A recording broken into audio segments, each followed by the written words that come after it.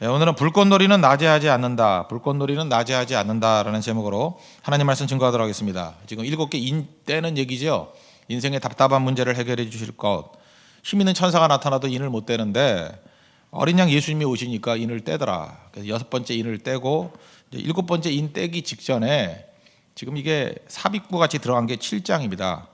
하나님께 구원받은 백성들의 찬양. 너무 감격스러워서 이 얘기를 지금 하고 있는 거예요. 인형 속에 인형 그런 거 보셨습니까? 인형 열면은 뚜껑 열면 또 인형이 나오고 또 인형이 나오고 그게 인이에요. 6번째 인이 있고 7번째 인을 보니까 열어보니까 거기에 또 7개가 나오는 거예요. 그게 뭐예요? 7 나팔. 그 다음에 또 7번째 나팔도 또 인형 속의 인형이에요. 또 열어보니까 또 나와요. 7 대접. 그러니까 알겠죠? 그 흐름을. 그러니까 내가 볼 때 인형 속의 인형 그걸 보면 잘 알 수 있다고 생각을 합니다. 7번째 인을 떼기 이전에 6번째 인 마지막 6장 17절에 뭐라 그랬어요? 누가 능히 서리요? Who can stand? 누가 능히 서리요? 그러니까 그 어떤 포스트 모더니즘 같은 상황이죠. 모든 기초가 다 무너지고 견고하다 그런 것들이 다 깨지는 상황이 됐을 때 누가 능히 서리요? 성경은요 이렇게 절망으로 갈 때는 항상 기대하라는 얘기예요. 성경이 절대 절망 없습니다. 절망으로 접근하는 것 자체가 그 시각이 틀린 거예요. 뭘 코너로 막 몰고 어둡고 하면 야 이제 하나님이 일하실 때구나 이런 거고, 뭐 이스라엘의 죄악이 관영했다 막 넘쳐난다 그럴 때 아 이제 드디어 뭐 하나님이 일하시겠군 이렇게 보면 거의 틀리지 않죠. 구원의 하나님이세요. 소망의 하나님이시고 누가 능히 서리요? 그러면 이제 기대를 해야죠. 이제 하나님이 일하시겠구나. 그래서 빵빠레 울리는 게 이제 7장이라는 것입니다. 하나님께서 천사들 보내주시죠. 7장 1절에 보니까 이 일 후에 내가 내 천사가 땅 내 모퉁이에 선 것을 보니 흔들리는데 천사가 붙들고 있다는 거예요. 바람 부는데 바람을 붙들어 준다는 것입니다. 어제도 말씀을 드렸죠. 다 흔들릴 것 같은 중국 예를 든다 그러면 문화대혁명 때 모든 종교 다 말살해버리고 이제 끝났다. 교회도 끝났다. 뭐 다 그랬는데 알고 봤더니 하나님께서 그들의 마음을 정리해 준 거죠. 모든 잡다한 세상을 다 통일해가지고 공허를 만들어놨어요. 공허함. 어떤 의미에서 포스트 모더니즘은요 교회의 끝이 아니라 신앙의 출발이에요. 공허함. 포스트 모더니즘은 모더니즘이 이성인데 이성의 종말 아니에요. 이성이 종말하니까 얼마나 좋습니까? 나 믿고 있었던 자아가 이미 다 깨져버렸으니까 믿을 게 없잖아요. 이제 하나님 믿는 가는 어떤 토대. 그러니까 하나님께서 이렇게 역사하신다는 것입니다. 그래서 어두우면 어두울수록 소망이 있는 거죠. 불꽃놀이는 밤에 한다고. 왜 밤에 해요? 어두워야 불꽃이 잘 보이기 때문에. 하나님이 이렇게 일하신다는 것입니다. 그러므로 여기에 입 맞은 사람이라는 건 그 6월절 생각 안 납니까? 6월절에 재앙이 있을 때 그 문설주에 어린 양의 피를 바른 데는 넘어가죠. 패스 오버 했죠. 마찬가지로 뭐 환난과 어려움이 있다 할지라도 하나님께서 입 맞은 사람, 도장 찍은 사람들은 살아난다. 그 숫자가 14만 4천 명이다. 뭐 이런 얘기죠. 14만 4천 명 이건 상징이라는 거 아시잖아요. 12 뭐 구약의 백성 뭐 해석한다 그러면 또 12 신약의 백성. 천은 많다거든요. 그죠? 많다가 열인데 열이 또 3번 있으니까 얼마나 많겠어요. 뭐 이런 거는 굳이 해석할 것도 없어요. 그냥 무지하게 많다 이렇게 생각하면 되는 건데 이단들은 이거를 제한적으로 얘기하는 거죠. 제한적으로. 그래서 14만 4천 명이래요. 몇 명 안 남았대요. 무슨 뭐 티켓 빨아먹는 사람이니까. 그죠? 마지막 세일한대요. 이제 끝났대요. 이제 며칠 안 남았대요. 이런 식의 접근이라는 것입니다. 그래서 오늘은 그 왜 이단들이 이 요한복음 계시록 7장을 좋아하는가? 14만 4천 뭐 이런 거예요. 멋대로 해석하기 가능하기 때문에. 이게 아니고 항상 여러분들 크게 접근해야 됩니다. 복음의 본질이 뭔가, 복음의 특징이 뭔가, 복음의 특징이라는 그 신학의 기반을 탁 두고 나가면 이단들 얘기하는 거 보면 너무 웃겨요. 저런 엉터리가 다 있나. 그래서 기둥을 잡으면 된다는 것입니다. 오늘 특별히 그 9절부터 12절까지가 3가지 기준이 나오는데 복음은 어떤 것이냐? 제가 이제 복음의 핵심이 뭐라 했어요? 영어 단 하나로 inclusive. 이거 붙들면 돼요. 복음은요 포용이에요. 포용. inclusive. 포용의 회복이에요. 복음은 넓어지는 거지 좁아져요. 이 복음의 반대가 뭡니까? 율법주의. 좁아지는 거예요. 우리만. 그러니까 율법주의적인 속성이 어디에 있어요? 이단들에게 다 있다고요. 우리만 구원받는데 우리만 뭐 한대. 그래서 포용의 회복, inclusive. 2번째는 감격. 여기 막 감격하는 얘기가 나오잖아요. 감격이 회복이 돼야 되고. 3번째는 그들의 감격이 확산되잖아요. 확산의 회복. 이 3가지가 복음의 능력입니다. 오늘 그거 차례대로 살피겠습니다. 첫 번째, 복음의 핵심이 무엇인가? 복음은 포용적이라는 것입니다. 포용의 회복, inclusive. 기독교의 핵심이 뭐라 했어요? The inclusive, exclusive truth. 포용적이지만 exclusive. 예수 그리스도만이 유일한 길이라고 하는 트루스예요. 이게 기독교입니다. 그런데 두 가지 이 형용사를 중첩해야 돼요. The inclusive, exclusive truth in the world. 이게 복음입니다. 이것만 붙들면 된다라는 거예요. 근데 뭐 요즘에 뭐 난리치는 이단 뭐 있잖아요. 그런데 보면은 뭐 이런 거예요. 14만 4천인데 저는 잘 몰라요. 뭐 이단 뭐 연구도 안 하고 내가 이단을 뭐 연구해서 뭐 하겠습니까? 그죠? 이단 옆차기를 할까요? 예. 뭐 인터넷에 보니까 뻔해요. 그러니까 이단들이 거의 90% 쓰는 게 뭐냐면 이런 잡다한 얘기를 또 해야 되나 모르겠는데 세대주의라는 게 있거든요. 이렇게 시대가 있다는 거예요. 세대주의, 디스펜세이션이라 해서 세대주의라는 게 있어요. 세대주의를 약간 이렇게 변형한 걸로 많이 가요. 그러니까 뭐 무슨 시대 뭐 이런 식으로 해서 보니까 뭐 세대주의 약간 그 뒤집어 놓은 거더라고요. 뭐 보니까 뭐 육적 이스라엘이 있대. 육적 이스라엘. 구약 사람들인 것 같고 영적 이스라엘이 있대. 그건 지금 이제 우리 교회 다니는 사람들이에요. 그다음에 영적 새 이스라엘이 있대요. 그러니까 여기 교회에서 뽑아 와야 된다는 거예요. 추수꾼들이 가가지고. 그 뭐 뻔한 거죠, 그죠? 뭐 그런 것들 이게 사기치는 거죠. 그러면서 근거 드는 건 항상 마태복음 13장에 알곡과 가라지. 그러니까 가라지는 구원 못 받고 알곡만 구원 받는다. 뭐 이런 식의 접근이라는 것입니다. 특징이 뭐냐면 이게 자기밖에 없다는 거예요. 14만 4천 명 얼마 안 남았다. 그래서 집합 쭉 나눠놓고 12,000명씩 빨리 모아라 뭐 이런 거죠. 그럼 하나님께서 14만 4천 1명은 버릴까요? 우리가 믿는 하나님이 그런 하나님이에요? 야 여기서 마감 그리고 넌 구원 못 받아 그럴 거예요? 예수 믿으면 다 구원 받는 거지. 그러니까 이런 말도 안 되는 일이 있겠습니까? 그 다음에 구절을 보면 여기서 충돌이 일어나잖아요. 이게 뭐라고 하죠? 이 일 후에 내가 보니 각 나라와 나라지요 족속과 백성과 방언에서 아무도 능히 셀 수 없는 큰 무리가 나와서 흰옷 입고 찬송했다는 얘기가 나오잖아요. 근데 그런 놈의 이단들은 전부 다 대한민국이 99%잖아. 그 하나님이 한국 사람만 구원해요? 한번 그거 한번 물어보고 싶어. 한국 사람만 구원해요? 그 미국 사람들, 아프리카 사람들, 유럽 사람은 다 버리나? 그럼 말도 안 되는 데가 어디서 말도 안 되는 얘기가, 그죠? 그것만 바라봐도 말이 안 되는 거죠. 인클루시브, 포용적이냐? 그게 아니면 끝났다는 것입니다. 베드로 후서 3장 9절을 보니까 주의 약속은 어떤 이들이 더디다고 생각하는 것 같이 더딘 것이 아니라 오직 주께서는 너희를 대하여 오래 참으사 아무도 멸망하지 아니하고 다 회개에 이르기를 원하시느니라. 하나님께서 원하시는 건 모든 사람이 구원받기를 원하시는데 다 회개를 원하신대요. 복음의 능력이 뭐예요? 인클루시브. 그 사도행전 보십시오. 계속 논쟁을 벌일 때 하나님께서 이르시는 게 뭐예요? 벽을 넘어서 그죠? 계속해서 모든 백성들을 구원하기 위해서 인류의 구원자를 예수님 보내신 거 아니에요? 세상의 구주 아니에요. 근데 이런 바보 같은 논리 왜 속냐고. 그러니까 여러분 딱 봐가지고 저게 우리만 뭐 이러면 그죠? 자기들만 뭐 한다 그러면 그거 다 가짜예요. 인클루시브. 복음의 내용이라니까요. 그래서 우리 신앙인들도 문제라고요. 믿는다고 하면서도 좁음의 문제. 이 좁음을 극복 못해. 맨날 좁쌀만 해가지고 그런 사람들이 교회 주도권을 잡으면 끝나는 거예요. 그거는 밤낮 우리 편, 우리끼리 모여라. 뭐 무슨 골목대장이에요? 깃발 꽂아놓고 우리 편 모아라. 너는 안 돼. 뭐 이러고 자기 계파 만들고 화 있을진저. 그죠? 이건 좁음의 문제. 좁아서는 안 돼요. 그래서 사도 바울이 고린도서 6장 13절에 뭐라 그럽니까? 내가 자녀에게 말하듯이 보답하는 것처럼 너희도 마음을 넓히라. 복음의 능력이 뭔데? 예수 그리스도의 복음의 능력이 역사하게 되면 인클루시브, 자꾸만 넓어진다는 거예요. 넓어진다는 것입니다. 새벽에 흥분해서 말할 것도 없고 책 하나 소개할게요. 스캇 맥나이트라는 사람이 쓴 책인데 배제의 시대 포용의 은혜라는 책이 있어요. 배제의 시대 포용의 은혜. 2013년에 나왔으니까 2년 전쯤에 나온 책입니다. 좋은 책이에요. 복음의 능력이 포용적이라는 거예요. 인클루시브라는 거예요. 그죠? 인클루시브. 아시겠습니까? 그 미국의 그 뉴욕에 있는 교회죠. 거기 팀 켈러 목사님도 이거 굉장히 강조해요. 팀 켈러. 저하고 헤어스타일이 거의 비슷한 머리카락이 없다는 얘기예요. 예, 그 팀 켈러도 주로 그 왕의 복음 뭐 이런 거 많이 증거할 때 보면 인클루시브. 제가 먼저 한 거예요. 인클루시브. 그 책에도 보니까 인클루시브를 굉장히 중요하게 여기더라고요. 인클루시브. 그게 복음의 핵심이라고요. 포용의 은혜. 스캇 맥나이트의 배제의 시대. 배제가 타락이라는 거예요. 교회가 배제하는 걸 통해 가지고 타락이 됐다는 거예요. 막 분쟁이 일어나고. 복음의 내용은 포용의 은혜다. 그걸 보여주고 있다는 것입니다. 그러니까 모든 이단들을 보십시오. 잘 보세요. 복음의 내용이 뭐예요? 외적인 특징은 인클루시브, 포용적인 거예요.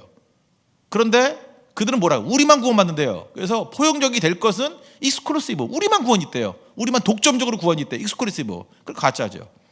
그리고 우리가 붙들어야 될 믿음의 대상은 누구예요? 익스클루시브, 예수님밖에 없죠. 근데 이단들은 뭐라 그래? 예수님 플러스 지들 교주도 있대.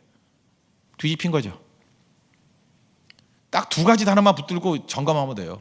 인클루시브, 복음이 이렇게 확산되고 있느냐, 자기만이라 그러나 아니면 모든 백성이 구원받기를 원하시나, 이게 하나님의 뜻이고 아니면 가짜들이고. 믿음의 대상이 오직 예수 그리스도, 오직 예수님이 중심이 되느냐, 익스클루시브. 근데 뭐 딴 얘기예요. 뭐 누구도 믿고 뭐 딴 소리예요. 여러 이름이 나와.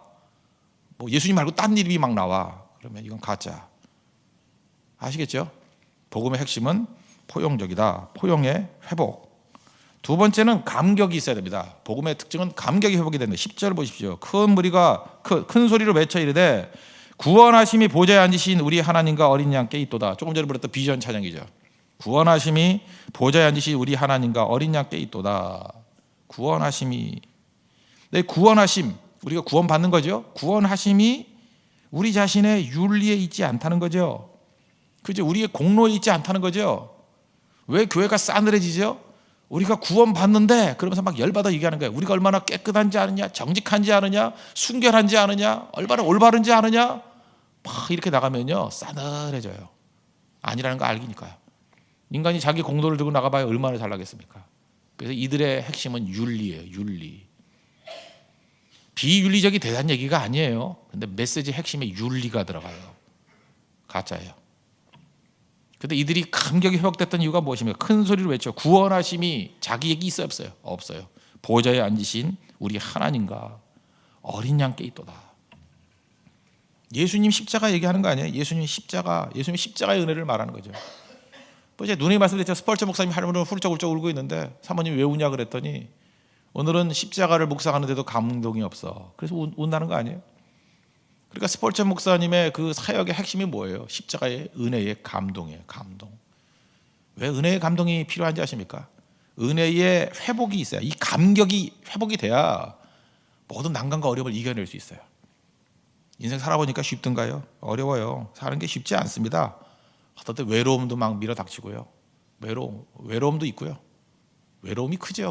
외롭죠. 사는 게 외롭고, 또 어떤 때는 뭐 상처도 있고 막 분노심도 일어나고 힘들고 뭐 견디다 못해 쓰러지고 그러잖아요. 우리가 견디다 못해 쓰러지고 눈물 나고. 근데 그 하나님 말씀 듣고 뭐 이렇게 그냥 붙들면 이긴다고요? 물론 그렇죠. 나도 알아요. 구원받은 백성이 이거 승리한다는 거. 근데 그거보다는 감정이 중요해요. 감격. 어느 순간이니까 감격이 파도같이 막 밀어닥치는 거예요. 그죠? 그 감격이 뜨거워지면 거기서 힘이 생기는 거예요. 감격에서 힘이 생기는 거예요. 그러면 힘든데 뛰어넘어요. 그거를 극복해요. 외로움도 이기고요, 상처도 이기고요, 모든 힘든 거 다 이겨내요. 여러분 그걸 신난다 그러지 않아요? 막 신났을 때 다 하잖아요. 못해요? 외로움도 이겨내고 상처도 이겨내고 어려움도 이겨내고 다 해내요. 감격이에요. 감격. 그래서 교회는 감격이 있는 거예요. 감격이 있지 않습니까? 어떻게 감격이 회복이 돼요? 어린 양 찬양이에요. 보좌에 앉으신 이와 우리 어린 양께 있도다. 구원하심이. 우리 찬양만 몇 번 해도 여러분들 감격 속에 빠지던데 참 좋은 교회죠. 구원하심이 보좌에 앉으신 어린 양께 있도다. 그게 우리 감동을 회복시키는 능력이라는 것입니다. 그래서 여러분 잘 보면요, 그 어떤 목사님이 얘기했죠. 목사님이 이렇게 맨날 이렇게 긍정적인 메시지만 증거하십니까? 그랬더니 뭐 철학이라는 게 아니고 나는 너무 목회하는데 고난이 많아가지고 이런 긍정적인 메시지가 아니면 견딜 수가 없다고. 나 그 심정 이해해요. 삶에 고난이 많은 사람은요, 내가 볼 때 이게 부정적인 사람들이 있잖아요. 삐딱하게 부정적인 사람, 그 배부른 놈들이야 그거. 정말 그래요. 사는 게 뭐 어떻고 잠깐 투덜투덜 하는 사람이 있죠. 아직 죽지 못해서 그래 그게. 정말 바닥까지 내려가면요, 죽기 직전에 사람이 부정적이 되면 죽어요. 정말 바닥으로 내려가면 복음에 희망 붙들지 않으면 살 수가 없어요. 그래서 희망을 얘기하는 거고 소망을 얘기하는 거고 말씀을 얘기하는 거예요. 아직까지 여러분들 입에서 이렇게 부정적인 얘기가 나오면 둘 중에 하나예요. 아예 죽든지 죽기 직전이든지 더 죽어야 돼요. 그러면 절대 부정적일 수 없다는 것입니다. 그래서 여러분들 그 재밌는 사람들이 있죠. 유머가 넘치는 사람들. 유머는요, 배부른 사람한테는 유머가 안 나와요. 내 부자들 만나가지고 유머하는 사람 못 봤어. 요즘에 대통령이 유머하는데 되게 썰렁하죠. 별 고난이 없어. 몰라. 고난은 좀 더 당하면 할지 모르지만 그렇게 유복하게 잘하는 사람은 유머가 재미가 없어. 수첩에 적어서 말하는 유머가 뭐 재밌겠어요, 그거? 그죠? 그래서 유머는 언제 재밌느냐 하면요, 정말 죽을 고생을 다 한 사람이 툭 던지는 얘기가 재밌는 거예요. 똑같은 얘기도 달라요. 어떤 사람이 전투에 나가가지고 전투하다가 총알에 맞았어요. 심장 근처에 맞아가지고 가슴에서 이렇게 피가 막 이게 막 펌프질 하듯이 막 솟아나와요.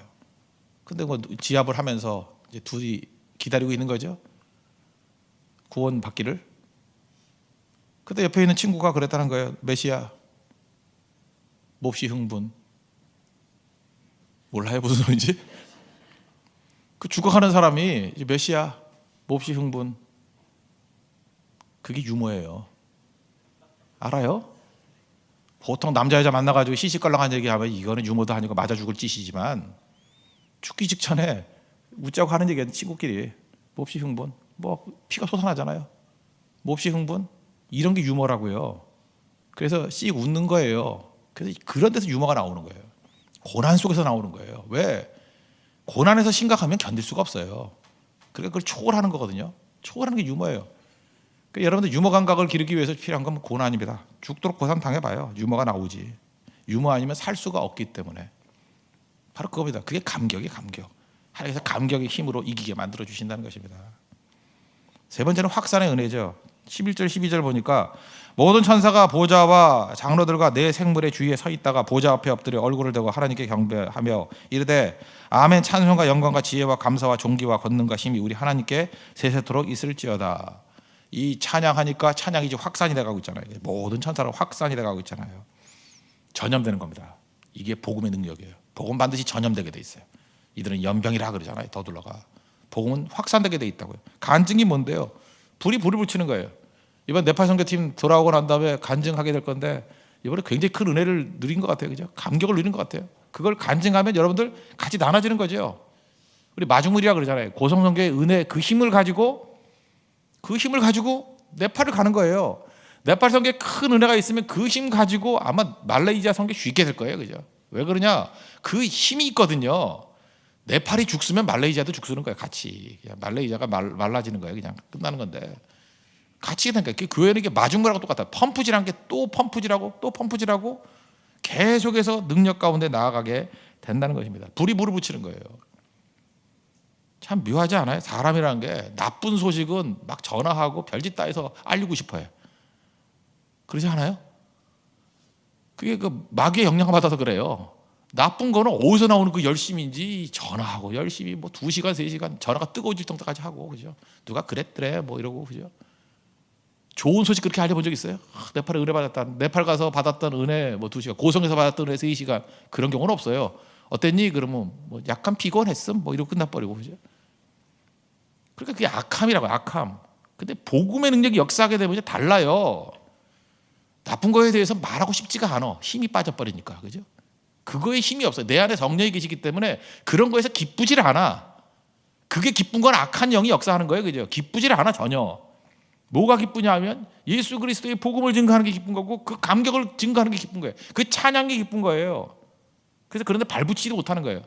들어주고 있다는 건 똑같은 사람이에요. 들어주고 있다는 건, 그죠? 내가 복음을 듣고 같이 기뻐한다는 건 똑같은 사람이에요. 나도 복음의 사람이고, 악한 얘기를 해가지고 같이 듣고면서 즐거워하고 있다는 건 악한 사람이라는 얘기예요. 내가 듣는데 무슨 뭐 문제가 있냐? 듣는 게 문제가, 듣는 게 복음 확산되는 거예요. 오늘 여기 요한계시록 7장에서 우리가 이것만 붙들면 되겠어요. 14만 4천, 이거 속지 않는 비결이 뭐냐? 기준이에요. 복음의 특징이 무엇인가? 복음은 포용적이다. inclusive. 또 한 가지는 뭐예요? 복음은 감격이다. 감격의 회복. 복음은 뭐냐? 무조건 불은 확산되게 돼 있다는 것입니다. 증거되게 돼 있다. 이 능력을 가지고 우리도 복음의 능력이 회복되는 하나님의 거룩한 백성 되기를 바랍니다. 이번 주말에도 여러분들 뜨거움이 불길이 주변에 번져나갈 수 있는 승리의 종들 되기를 축원합니다. 모두 자리에서 일어나겠습니다. 비전 찬양하겠습니다. 우리 보좌 앞에 모였네.